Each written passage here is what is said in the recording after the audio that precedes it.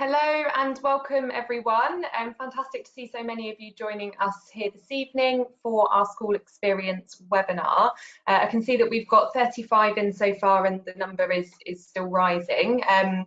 So I'm just going to do a quick intro to the session and hopefully the last few people will join us as I speak. So an introduction to me, for those of you who don't recognise my voice or recognise my face when it appears, I am Lindsey and I lead the recruitment team here at Now Teach. Hopefully my face will appear shortly. There it is, fantastic. Hello everybody.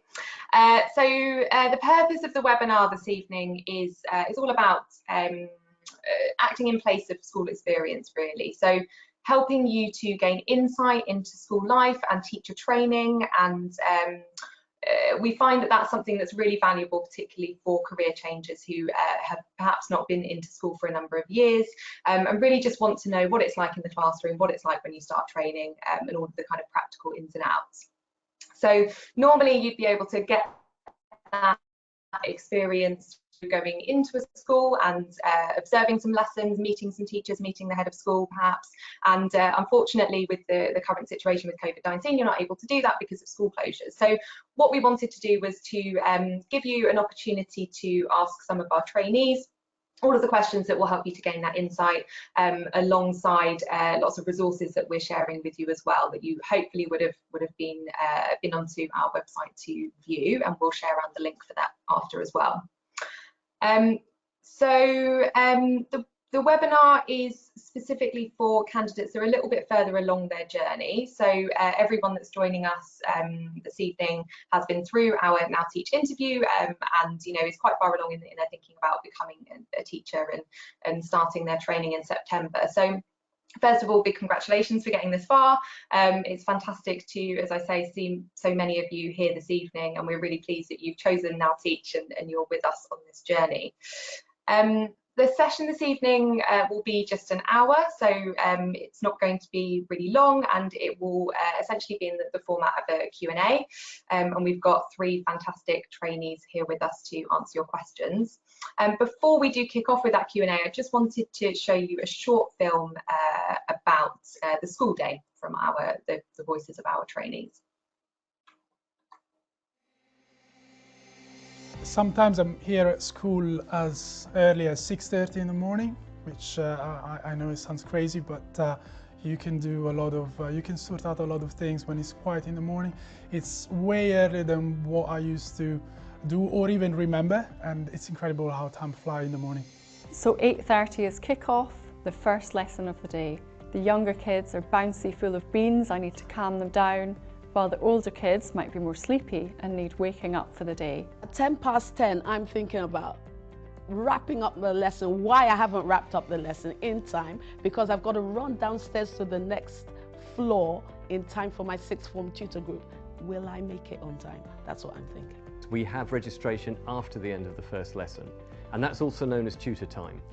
That's where we get together with our form. I have a sixth form, and we talk about some really interesting things. And one thing I've been able to do is tell them about current affairs, a bit about UK politics. I've been able to tell them what I know about Brexit, which has been really interesting, but also give them lots of practical advice. How do you get a mortgage? How do you buy a car? And I found that one of the most satisfying parts of the job.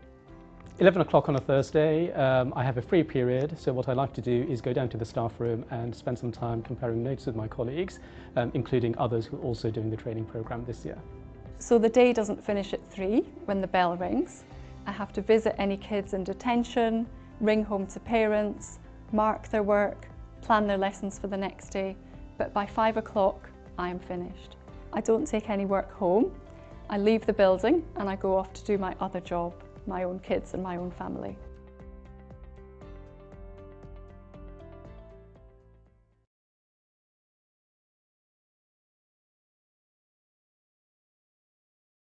Hello again. So before we kick off with some Q&A, I just wanted to throw a couple of questions your way to all of those who are attending.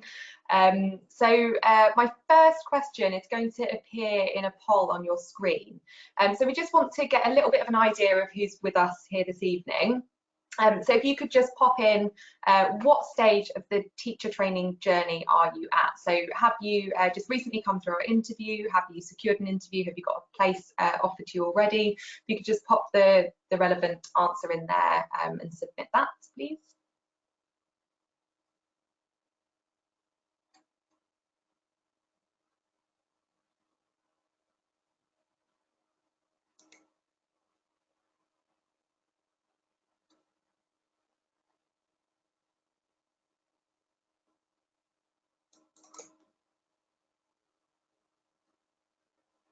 Great, fantastic.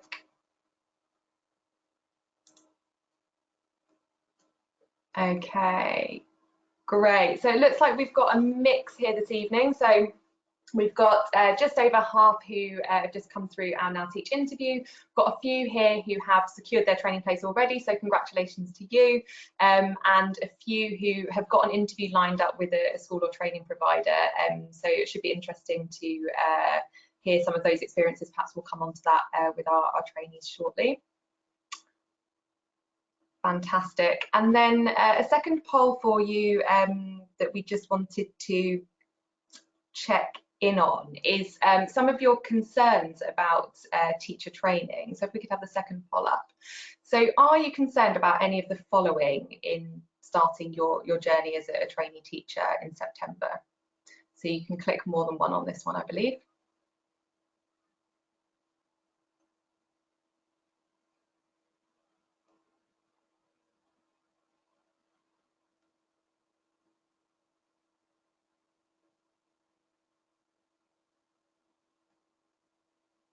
Right, okay, that's interesting. There's quite an even split going on there. It's changing ever so slightly as I talk.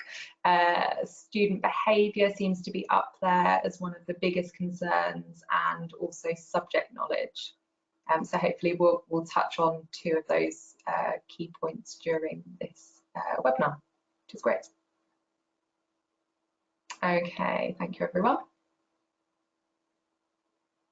Yeah, so student behaviour really taking the lead there. So hopefully our guys can allay your fears.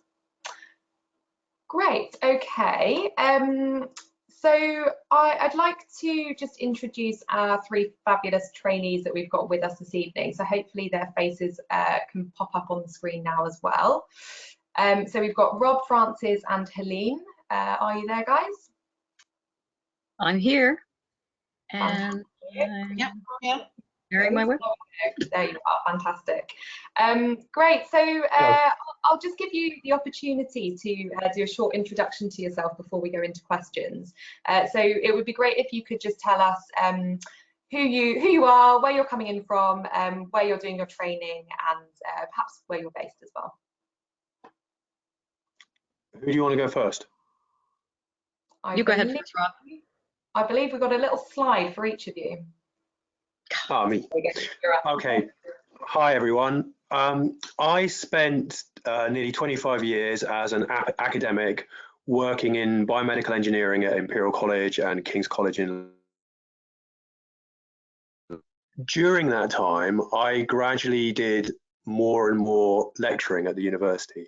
And as part of that process, I began to become more and more interested in the teaching process. Then I became a dad of two kids. I have an 11-year-old and a 5-year-old during this time. And I became fascinated in the way that they learn and they develop. And hello, can you still hear me? I've got a message on my screen saying I've cut out. I can still hear you. You're just a little bit pixelated, Rob, but otherwise the sound is okay.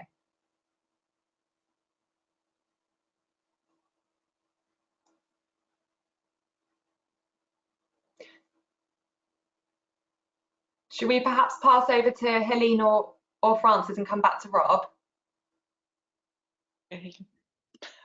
Advance the slide. Who's next? Francis. Hi, everybody. I'm Francis Castle.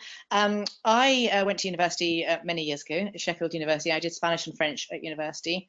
When I left university, I joined the army. And my plan was that I was going to join the army for 3 years, and then I was going to leave the army, marry my boyfriend, and get a proper job and do my teacher training at that point. However, I joined the army, as I said, and I stayed there for 30+ years, and have just left the army last year, back end of last year. So I thought, well, now is the time to go back to my roots and to do what I always meant to do, just a little bit delayed. So that's why I have decided now to do teacher training in MFL, which was my my degree. I'm training with Chester University. I live in Shropshire, and so Chester University is my closest university provider. I decided to go for the core route rather than the school direct route. Okay. Great, thanks, Frances. And Helene? Well, again, my name is Helene Jones. I'm from North America, but I am British. I've been over here for quite some time. And for over 30 years, I've been in IT, and I did software design, database management, and decided I needed to change. The world of IT has changed quite a bit, so it seemed fitting I should change too. So I took an interest in teaching, in so much as I got so much satisfaction out of training people. So I wanted to take it that much further along, and it's been a journey and a really interesting one, so I'm really pleased to be here tonight. So thank you for inviting me. Thanks, Helene. I think we might have lost Rob temporarily, so perhaps we'll come back to him once he reappears. But thank you so much for those intros. So what's great is that we've got 3 trainees here that are doing very different training programs. They're based in different parts of the country and have very differing experiences. So hopefully that will come through in some of the answers. Great, so we do have a sort of core list of questions that we're going to go through this evening, and hopefully they will answer lots that you wanted to hear about, but you do also have the option of submitting your own questions.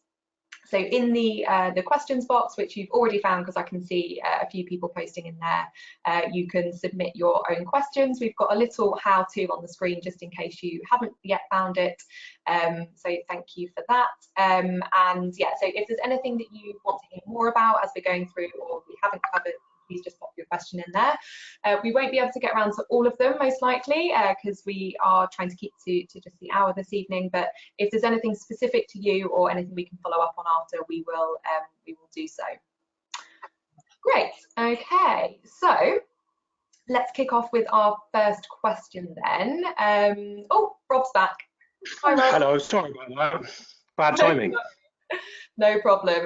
Do you want to just go back to your brief intro of yourself and then we'll kick off with that first question? Yeah, I'm not sure what the last words you heard were before I got rudely chopped from the session. But basically, through my previous job as a university academic and my own children growing up, I became pretty fascinated in the process of teaching and learning. And so I decided to take on this new challenge of becoming a school teacher. I chose to work in a school very local to where I live in London, and it's a very a school that's considered to be a very challenging school. And I'm doing my training through a provider called ARC Teacher Training, and so I spend nearly the whole of this year in the same school, just with a 2-week experience in a different school. That's all. Great, thank you. Great, so maybe we'll just stay with you, Rob, then, for this first question. So what was your first day in school like? Well, the first day in school in September, actually the first 3 days of school were inset days. And so school is obviously a very different place when there's no children around. And it was a very interesting time, actually.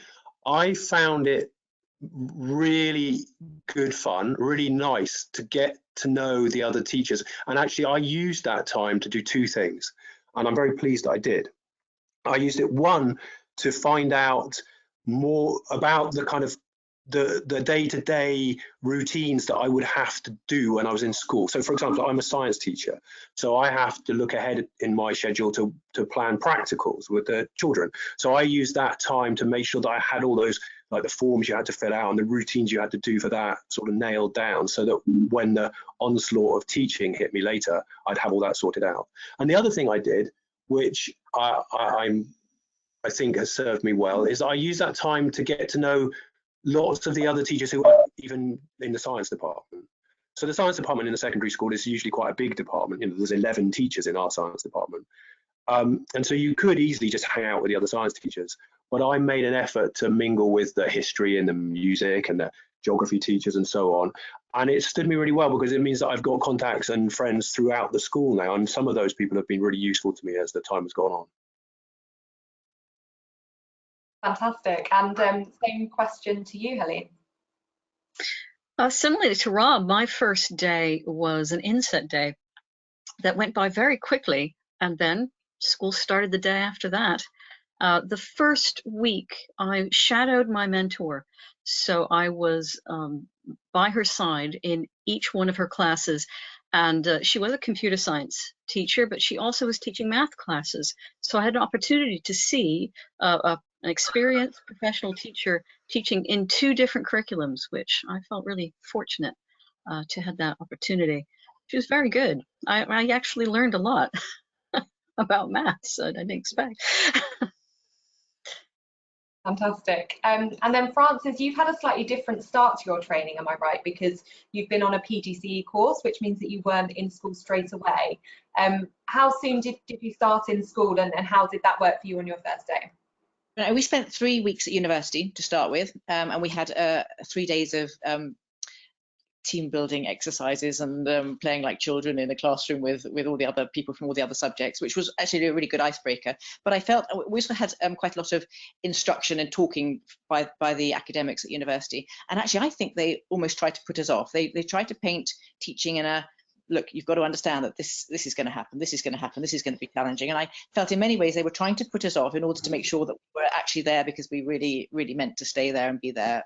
So that was very interesting for me because I learned a lot about all the things that I was going to have to make sure I was ready for.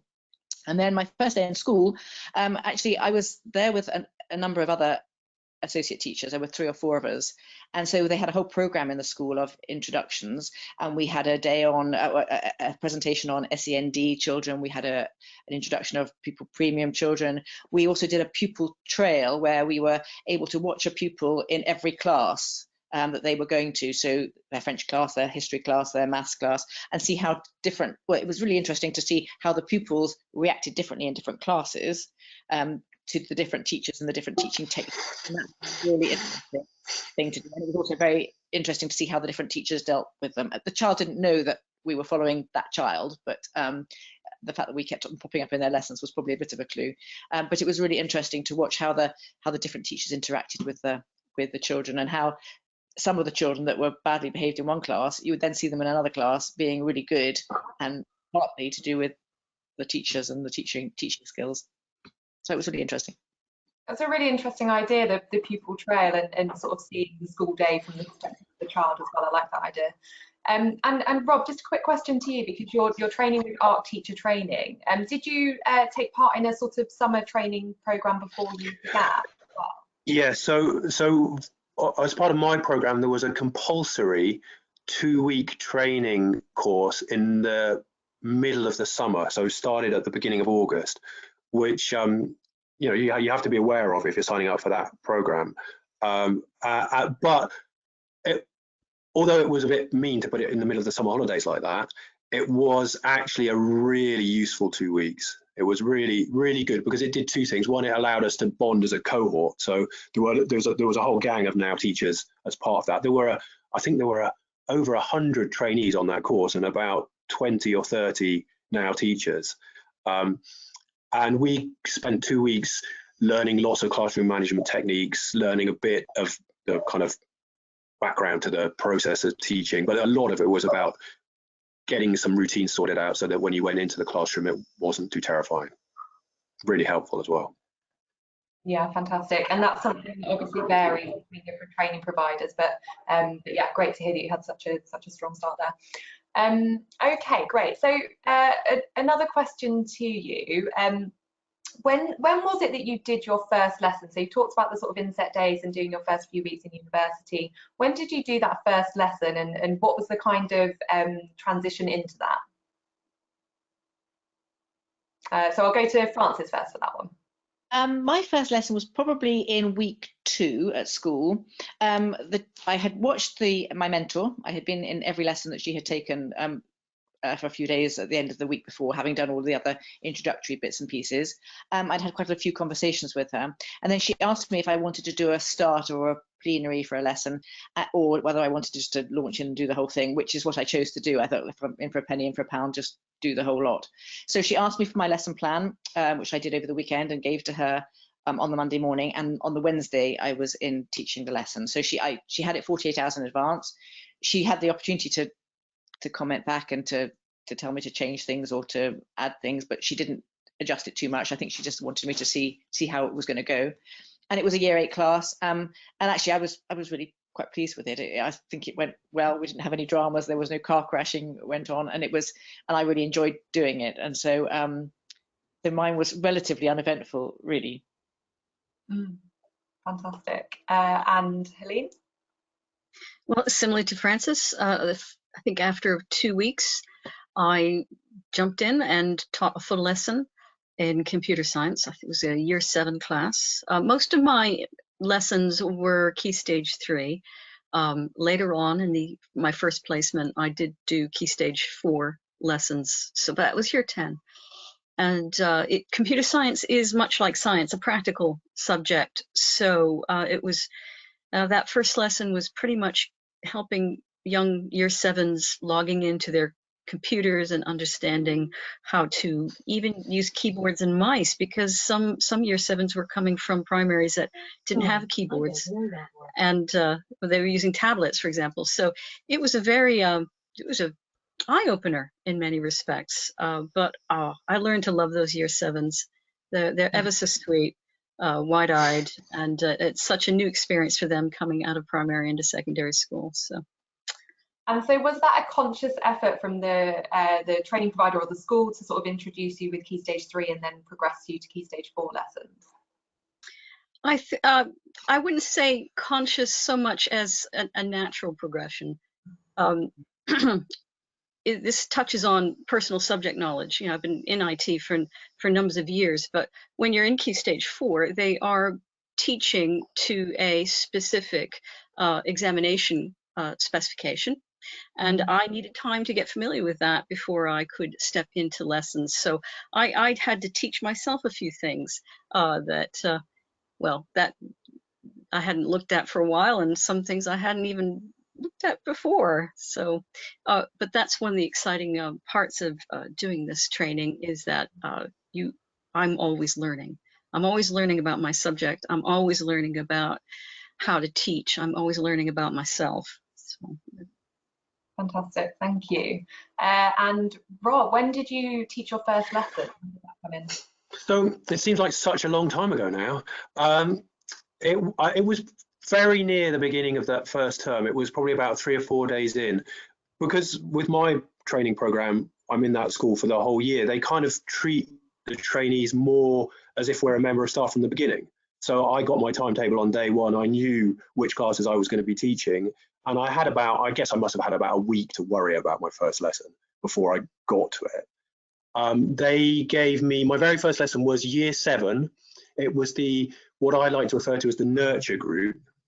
And I got very excited when I got given this, because they have 4 lessons a week and I was going to be their only science teacher, only 16 of them in the class. I thought, this is nice. Those lessons are the toughest lessons I have to teach, to be honest. In my first lesson, I was very, very excited. You know, I'd been looking forward to this for a long time, and I think I let my excitement get the better of me a little bit. I get a bit over enthusiastic anyway, and on this day I must have been completely hyper. I had them, by the end of the lesson, I was teaching them how to make paper aeroplanes. I've lived to regret that. In my next school, I will be a grumpy teacher for 2 weeks. I will not be enthusiastic until I've set the routines in my classroom. But nobody, you learn. I got too excited in that first lesson. It took me a long time to then get them back under control, many weeks, in fact. Did they just go crazy with the paper airplanes? What happened? Well, to be honest, it was a good start in that I built a lot of relationships very quickly with that class, but a lot of them see me more like their dad or their granddad rather than their science teacher. And that means it doesn't bode very well for discipline in the classroom. Sure. You know, I have a little gang. Yeah, there's a balance, there's some boundaries, and I don't think I'd appreciated that at that stage of my teaching. You know, it's tricky. Yeah, it's an interesting point you made about how you thought that having that smaller class as well would be beneficial, and that was sort of 16 or so pupils. What for each of you is sort of your average class size? 30 for me. 25 to 30. Yeah, most of my other classes are 25 to 30. It's just that one group. Yeah, great. Okay, and just another quick question off the back of that. What made them the nurture group? Well, it was based on their prior attainment from primary school. And the fact, you know, out of those 16 kids, 12 of them English is so 12 of them English isn't their first language. So there's a lot of challenges in that classroom. Okay.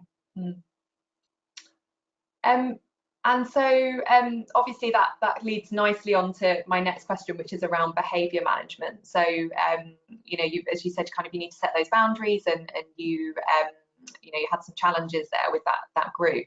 What has been your best behaviour management techniques that you've learned through teacher training? And I'll go from sort of right to left again on my screen. So Rob, and then along to Helene. Okay. Well, as part of the ARC teacher training program, they have, you know, they have really taken the behaviour management. You know, they do this very seriously. They teach us a whole raft of techniques that kind of scale from really low impact, you know, very gentle techniques, right through to the kind of high scale weaponry that you use at the end of sanctions and so on.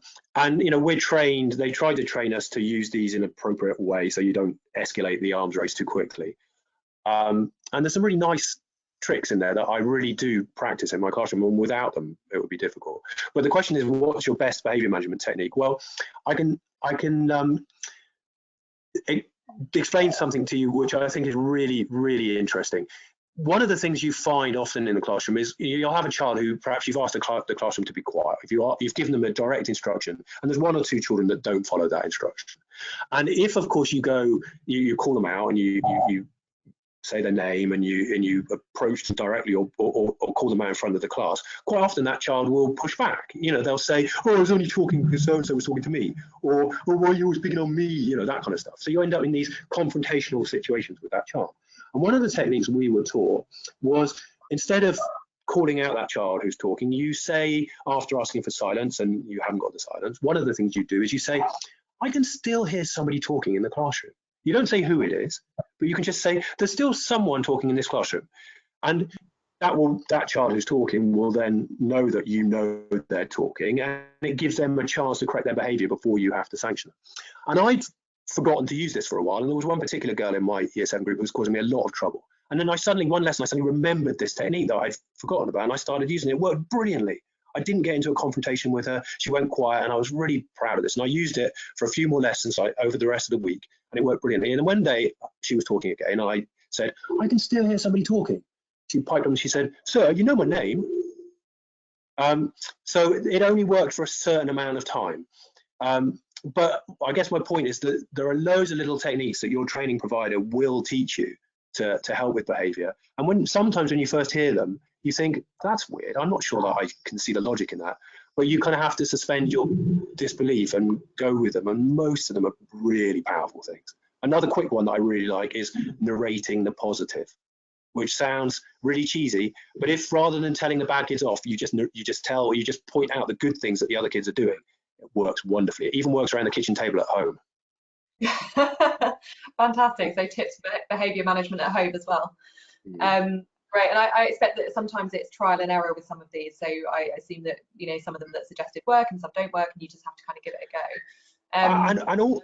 Also it's about your own personality too. Some of them just work better. You can't be anybody but yourself. So if it doesn't suit you, it's not going to work, is it? Yeah, absolutely. Helene, how about you? Well, I will echo much of what Rob said. My training provider has emphasized behavior management in every core training that I've attended, and it has been so beneficial. So I would, I just assure all of the future trainees out there, your training provider will help you develop the skills and the tools to create what for me has been almost like a new persona. There is an authoritative voice that I've had to learn how to develop. I've had to create a body language and a capacity to command attention, things that I never imagined myself doing months ago. I knew I had to develop them. I just didn't know how they would manifest. And so they're coming into being, and sitting here reflecting just now to prepare myself to answer these questions, I have developed a certain amount of competency already with the behavior management techniques. So two of my favorite is the countdown. So if you have some disruptive noise in the room, it's getting a little out of control. 5, 4, 3, and you count down and you command their attention, and they know by the time you get to 1, everyone's quiet. And that works across all years, from the 7s right up to the 11s. And the how to deal with talkback is a very subtle set of techniques. Some will say you just ignore it completely.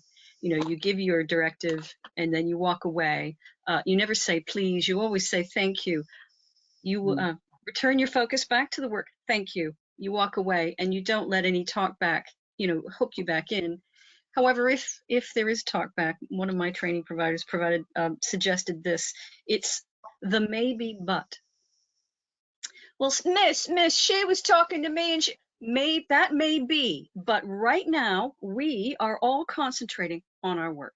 So it just sort of undercuts any sort of energy that's trying to push against what it is you're diverting it rather than shooting it down. Yeah, absolutely. Yeah. And Frances, what's your best behaviour management technique? Again, I echo what the other two have said, and of course, you know, having spent 30 odd years in the army, behaviour management discipline shouldn't be a problem to me, should it? I mean, it should be dead easy. But sadly, that is not always the case.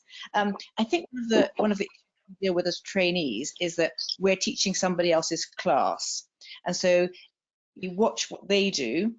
And sometimes what they do is really effective, and sometimes you think, well, it's not as effective as all that. But you know, it's difficult sometimes to do absolutely your own thing when you're dealing with somebody else's class. So that's why I really look forward to next year when I have my own classes and my own children, and I can be consistent, because I think consistency is absolutely what they need. But when you're popping in and teaching a lesson and somebody else is teaching a lesson, and there isn't necessarily consistency all the time from the same person doing the same lesson, I think that's sometimes problematic. But I think the countdown, you know, is 1, 2, 3 or 1, 2, 3, and then wait and stay there waiting until everybody's quiet, and you just wait and you look around and you smile. You don't look harshly at people, you just smile as though I can wait forever. But you know, especially if it's before break time or before lunch, it's really, really powerful then, because they know that you can keep them in. If they waste 2 minutes now, that is the same. So as long as you don't have to spell that out to them, but as long as they get the fact that you're serious, and as Helene says, it's an absolute act. You have to reinvent yourself and be a persona that listens. You're not necessarily feeling it inside, but you've got to be that person on the outside. Yeah, exhibiting an outward calm, I guess. How, as someone who has done a couple of different placements in different schools, how have you found the sort of approach to behaviour management has differed, and have the school itself had a lot of influence on how you manage behaviour in class? My first school had a really, really good behaviour management, but everybody across the whole school absolutely had it. They had it nailed, they had it written down everywhere, they had cards, they had all sorts of tools that they would ask the child if they met them somewhere and found that they weren't wearing their tie straight, or their jacket was, or their jumper was their shirt was untucked or something. They would say standards card, and they would sign their stand, and it was all done all the time by everybody. Got to the next school, not nearly as organised, not nearly as well known, and consequently, I was, you know, shocked, I suppose, in the first few days by the amount of answering back that went on, and also the amount of, but also I learned that the ignoring the answering back was more powerful than the getting into an argument, because they got into an argument about it and it keeps on going backwards and forwards like a ping pong, whereas, you know, you ignore it, you carry on, and then if you need to, you grab someone in at the end and say, right, you stay behind and I need to have a quick word with you and let's talk about this. So very different in different schools. And that's just 2 schools I've been in. Yeah, and Helene, I know that you've, I think, moved between schools as well. Is that a similar experience for you? Yes, I'll add an interesting insight into my second placement. They're both members of the same multi-academy trust. They have the same behavior management policies, roughly. But in my second placement, because it was a rural village college, they couldn't do after-school detentions. So they had to do all of their detentions within the day's structure. So that created different administrative tasks, different approach to using detentions. So that was interesting to know. Quite frankly, all the kids had to be on a bus to get home because it was so rural. So you couldn't keep them afterwards. But consistency of behavior management policy, having the entire staff aware of it, behind it, and supportive of it is so important. I think I'll go so far as saying, in the future, when you're looking to apply at a school, as equally important as it is to do an interview and have a tour, it's to study the behavior management policy of that school. Do you agree with it? Is it something that is supportive of the teachers, supportive of the departments, and do you resonate with it? It's because if you don't, it's going to be very difficult, because that's what it's there for. It's there to support the teachers, to support the creating of a learning environment. That's really great advice. And am I right that you can find that on the school's website, the behaviour management policy? Fantastic. So just while we're on the subject of challenges, so obviously behaviour management came up as a key concern there for the candidates sort of attending this webinar. What are some of the other big challenges that you faced sort of from day one in training, and perhaps as a follow-up, if you have, how did you overcome them? Let's go to Francis on that one.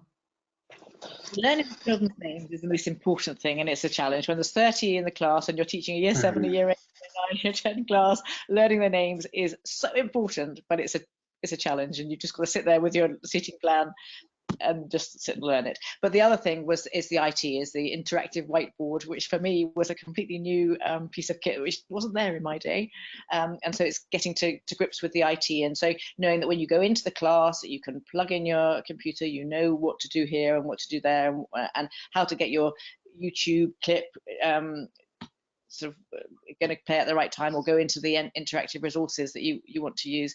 It's getting all of those things organized so that you're not flapping, because as trainees, again, we feel like it's all got to be perfect and that you can't afford to say, just hang on a minute, I'll sort myself out here. Whereas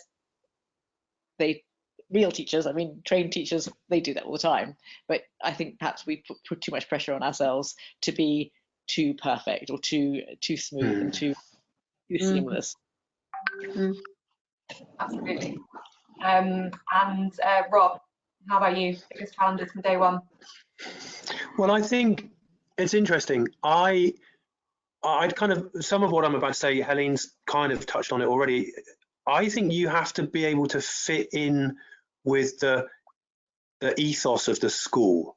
So the kids in my classes are pretty challenging, and you'd think that would be my biggest challenge. And there's a lot of really troubled children in my classes, but actually, even though they manifest with some atrocious behaviour, that's not what bothers me about my school day. My school day is made harder by some of the ways that the school is run. And so, one of the things I've realised over this year is that I won't stay in the school that I'm in now. I will move on to another school because it doesn't suit me, that school. And so that's been a challenge for me. It took me quite a long time to realise that was the problem. But I don't really see eye to eye with some of the ways that this school is run. And I've had the opportunity to spend some time in another school as part of my training program. And I've been very fortunate that I've got a job in that school. And I think I will fit, I kind of spotted almost instantly that this is a school that I will fit into better. And I'm really looking forward to going back to school once they reopen because of that. So, yeah, so my biggest challenge was kind of getting on with the management. Great, and congratulations on securing your place in the school that you do want to be in as well. Yeah, so it's a nice feeling. Great, fantastic. And then Helene, same question to you, biggest challenge? Well, it's similarly to Robert, but with a different twist. I'm from North America. I was educated in North America. I did my undergraduate degree in North America. I found I spent a considerable amount of time decoding my experience.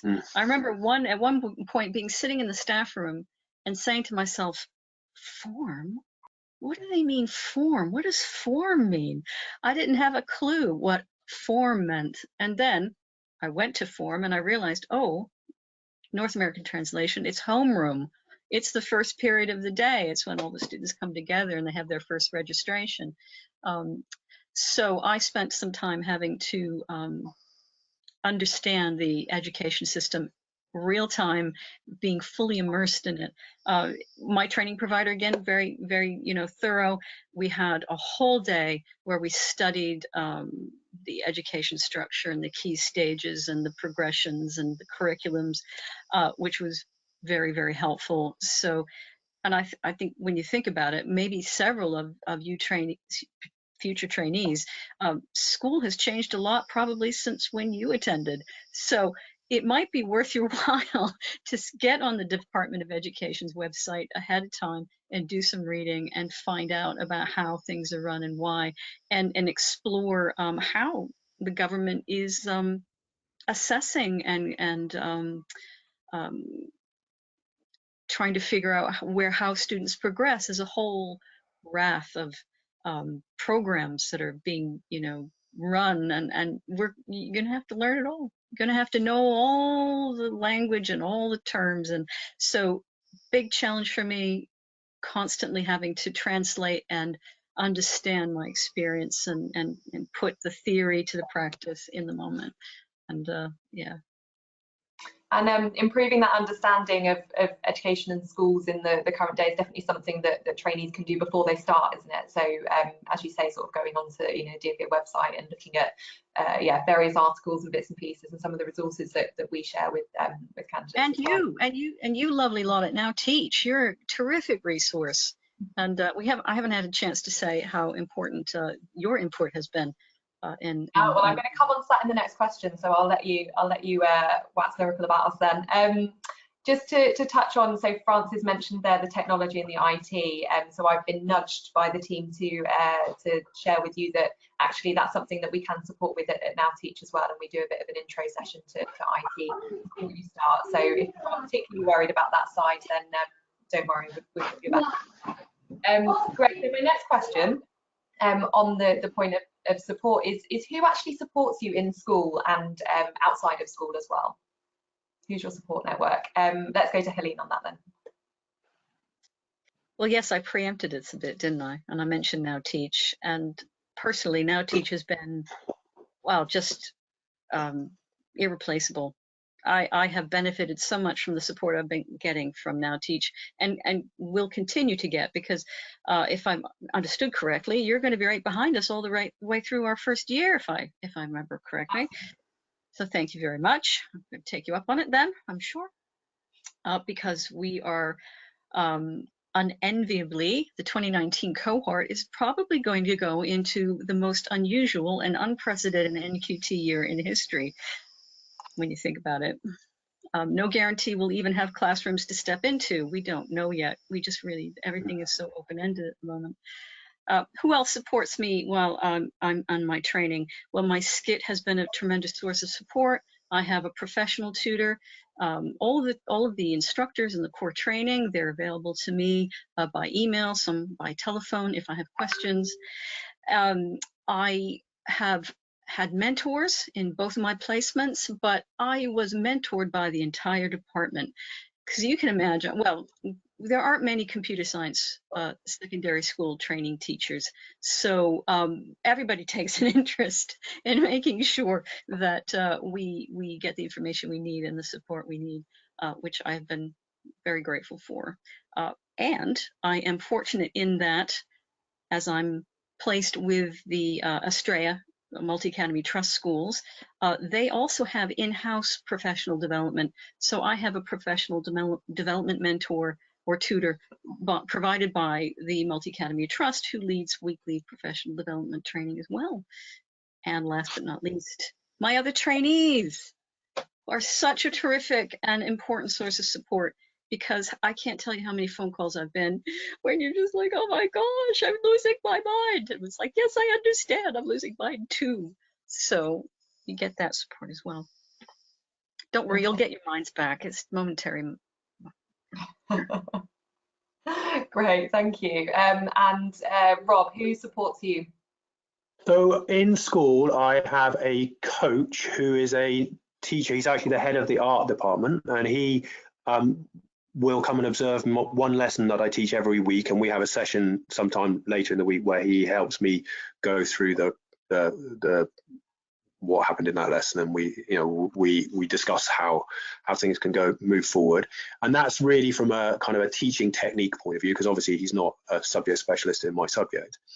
I have a weekly video call with a subject specialist who helps me in developing my ability to plan lessons, which is really, really useful. And him and I have developed, a really, really good working relationship. And the great thing is that the virus has had no impact on that, because it was already online. So we've been carrying on as if nothing had happened. Out as part of my training program, every Thursday afternoon we have training where we have no teaching, where we go to another school and basically become pupils, whilst a tutor will give us some either subjects specific or classroom management or some pedagogical training of some sort. And just as Helene said, one of the things that's been really important to me, supporting me in school, has been the fact that I've been lucky enough to train in a science department where there are 3 other science trainees, another now teach and 2 other trainees, and the 4 of us we've supported each other immensely through this year. It's been really, really important to have that support, and we've all become really good friends through the process as well. So it's been a really great experience. That. Yeah, it must be really learning and training alongside others. Yeah, at the same time. Yeah, and as I said before, science departments, we're fortunate because science departments are usually a bit bigger, so it's it's pretty good to be able to have 4 trainees in one department. So it's been great. Absolutely. And Frances, well, I've had 2 schools, but in both of my schools, my mentor has been really, really supportive, and I have. I think you can't underestimate how important it is to make your mentor your best friend, whether or not that's naturally going to happen or not. But it is really important to be interested in your mentor, to ask them questions about their family, to just get to know them really well, because they are. If you don't get on with your mentor, then I think that would have a really difficult impact. And I know that some of the fellow trainees on my course have had 1 or 2 little issues with their mentors, and that has, you're there for months, and it goes on and on and on. And so you really, really need to be really friendly with your mentor. For me, it was very easy to do. My mentors are both lovely ladies, but also the department for the MFL is a very small department. There's only 3 or 4 members of the department maximum. And so it's a very, very tight-knit organisation, and I have been taken right into the department. I've been all hands on deck. I've been available to do anything that needs to be done, like put a display on a wall, to be there for whatever has to be done, to be an absolute member of the team, and then they will support you, and they continue to support me now. And when I was doing my job interviews recently, I asked them to have a look through my lesson plan, and they had a look at it, and they gave me a few bits of advice, and they continued to support me there as well. So that was really important. I've got a university tutor as well, who is my subject specialist. Lovely lady, very supportive, but I haven't gone to her for the support that I have gone to the school mentors for.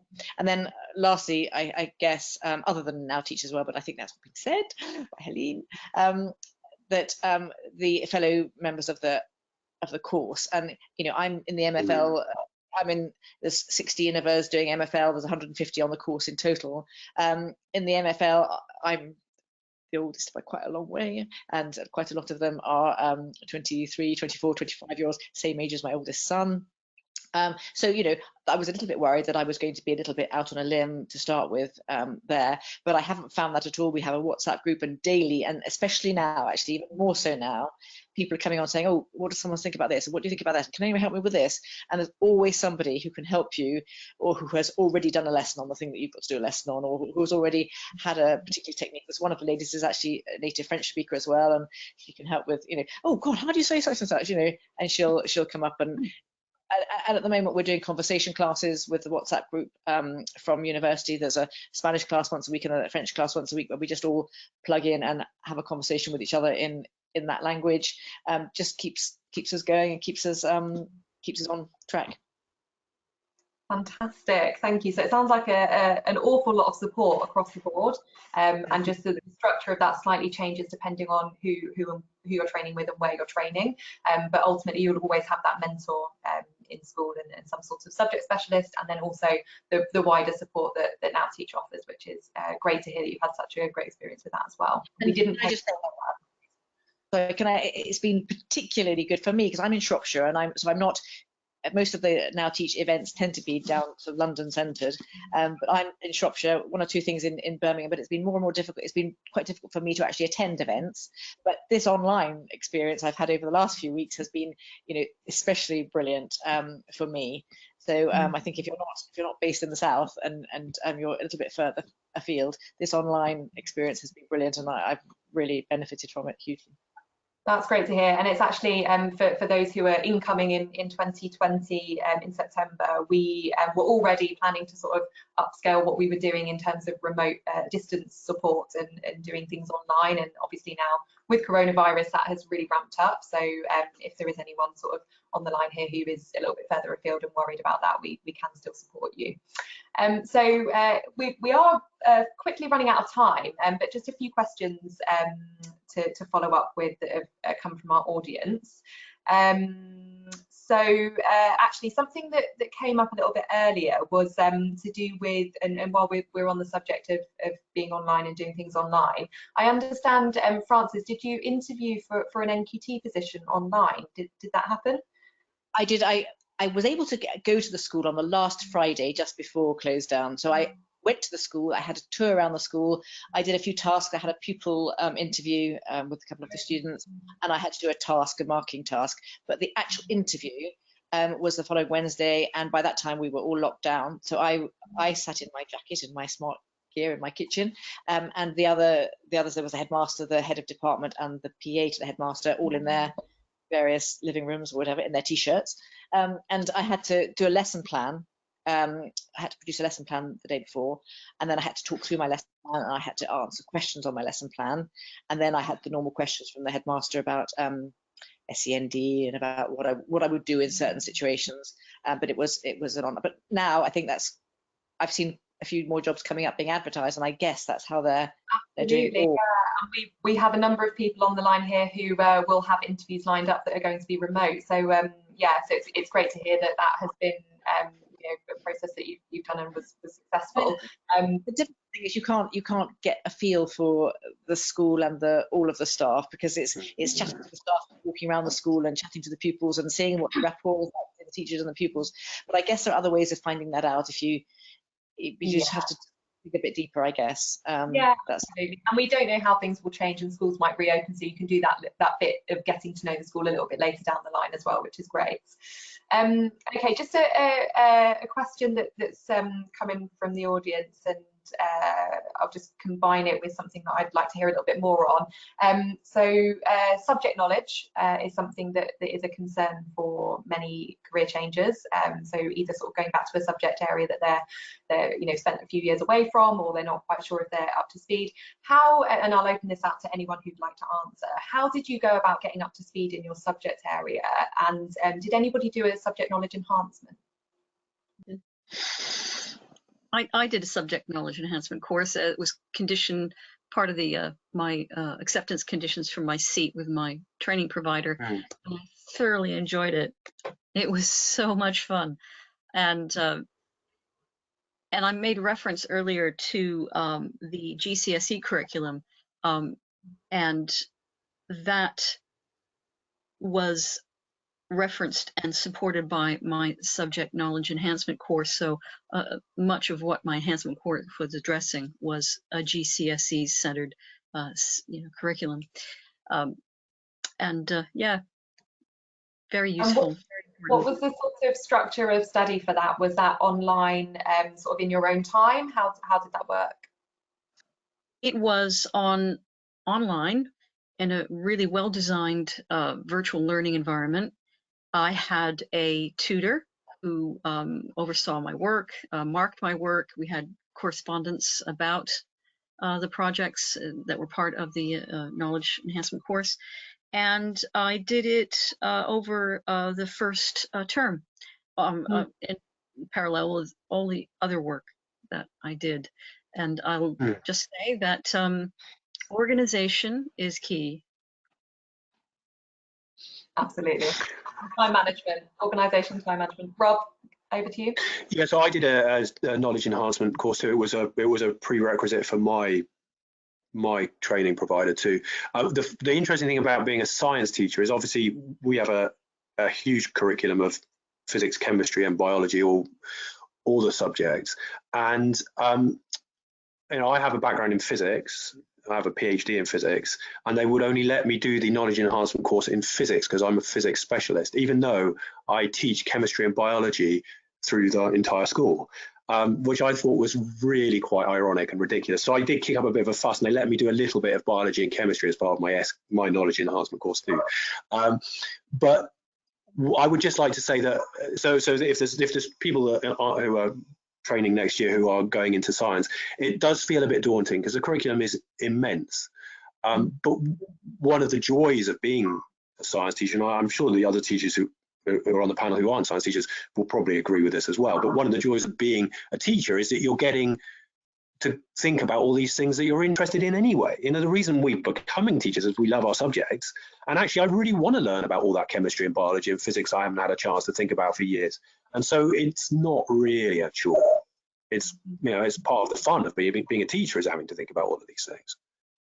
So I wouldn't see it as a problem. It's like one of the benefits. Absolutely. And Francis, was there anything that you did sort of outside of an SKE to get up to speed in your subject area? I couldn't do an SKE because I had to continue working sadly until the last minute until I arrived at university. But languages are slightly different, I guess, because it's not whole subjects and whole chunks of knowledge that you've got to have, and a whole, you know, Oxbow Lakes this week we've got to teach that. It's all a whole series of building blocks that you've got in there. Now, it's a long time since I did my degree, but I have kept up my languages a little bit, but not to the extent, you know, not all that much.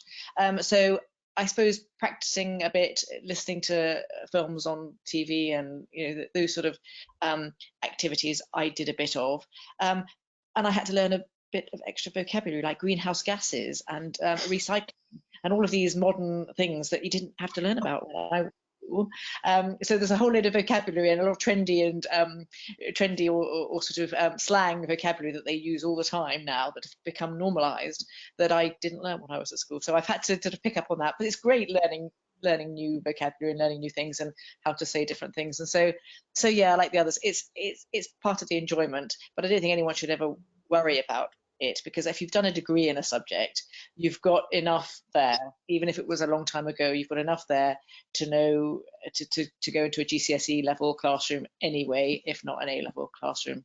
And I think what they will tend to do is give us up to GCSE first, and then possibly up to A level, you know, once we've done a little bit more. I think, and it's fine. Don't worry about it. Chill out, don't worry about it. Good advice. And just one final quick question from the audience before I ask you for your sort of top tips to leave the 2020 cohort with. Are the vast majority of the colleagues that you work around, are they a lot younger than you? And has that been a problem? How have you found that, if so? To anyone? Yes, they've been younger. And one of the interesting experiences I've had being a mature trainee is that often there's an immediate perception of me that, oh, she knows what she's doing. She obviously, you know,